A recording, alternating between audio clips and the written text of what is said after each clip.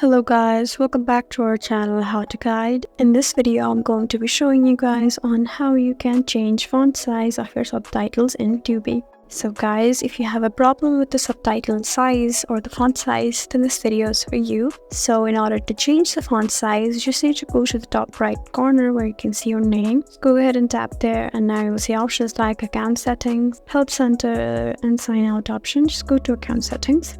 And now go to the subtitle option, and once you're here, now you can see the option to change the font size and the background too. So if you want a large font size, then just go ahead and tap on L. If you want a medium size, you can see how this would look on a screen too over here. The small size would look like this. So that's small for me, so I'm going to choose middle. But if you like large, then you can also choose the large font size. I'm going to choose middle, and I'm going to just tap on save, and there you go. That's how you change font size on Tubi. Hope this video was helpful.